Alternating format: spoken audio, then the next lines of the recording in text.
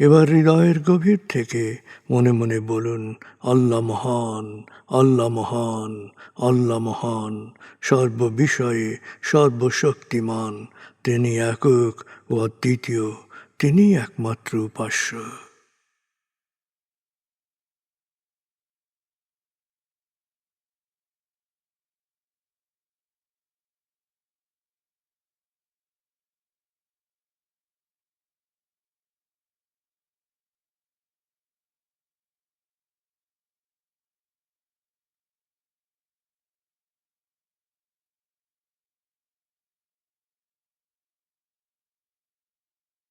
হৃদয়ের গভীর থেকে প্রার্থনা করুন, হে আল্লাহ, তুমি আমাদেরকে বিশ্বাসী, সৎকর্মশীল, সংঘবদ্ধ মানুষ হিসেবে কোয়ান্টাম ফাউন্ডেশনে একাত্ম করেছ।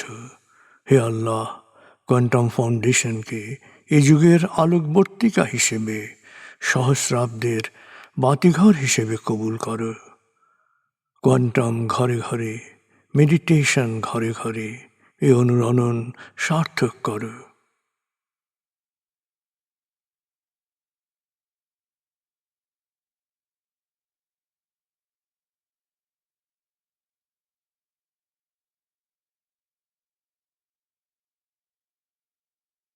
হে আল্লাহ, হে দয়াময়, হে মেহেরবান, কোয়ান্টাম ফাউন্ডেশনের সকল কার্যক্রম, শিক্ষা সেবা, শুদ্ধাচার, রক্তদান, এতিমান, প্রবীণ সেবা, চিকিৎসা সেবা, খতনা, মাতৃমঙ্গল, দাফন, কোয়ান্টাম মেথড কোর্স, এই সমস্ত কার্যক্রমকে সদকায়ে জারিয়া হিসেবে কবুল করো।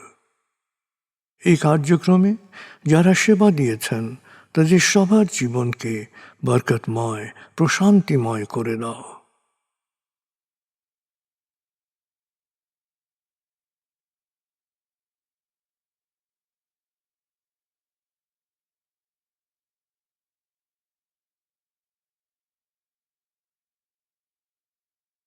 হে আল্লাহ, গত ৩০ বছর ধরে ফাউন্ডেশনের কাজগুলোকে গতিশীল রাখার জন্যে যারা নিয়মিত দান করেছেন, যারা এককালীন দান করেছেন, যারা জাকাত দিয়েছেন, যারা স্থাবর অস্থাবর সম্পত্তি দান করেছেন, তাদের সবার দানকে তুমি সৎ দান হিসেবে কবুল করো, সদকায়ে জারিয়া হিসেবে কবুল করো।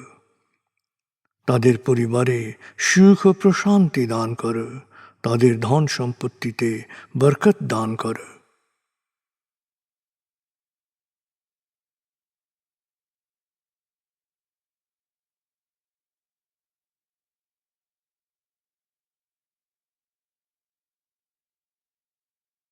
এবার দেশের জন্য দোয়া করুন, হে আল্লাহ, দেশের প্রতিটি মানুষ যেন প্রজ্ঞাপূর্ণ সিদ্ধান্ত নিয়ে নিজের কাজ সবচেয়ে ভালোভাবে করতে পারে, সবাইকে সে তৌফিক দাও।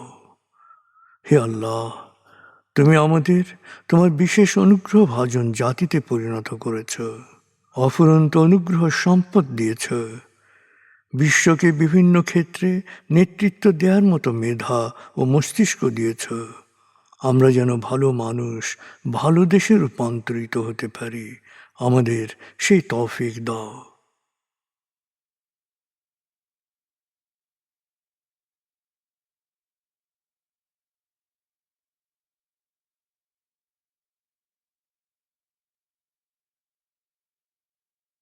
ভালো মানুষ, ভালো দেশ, স্বর্গভূমি বাংলাদেশ। ভালো মানুষ, ভালো দেশ, স্বর্গভূমি বাংলাদেশ। ভালো মানুষ, ভালো দেশ, স্বর্গভূমি বাংলাদেশ। দেশের জন্যে প্রার্থনা করুন। দেশকে যেমন দেখতে চান সেভাবে প্রার্থনা করুন।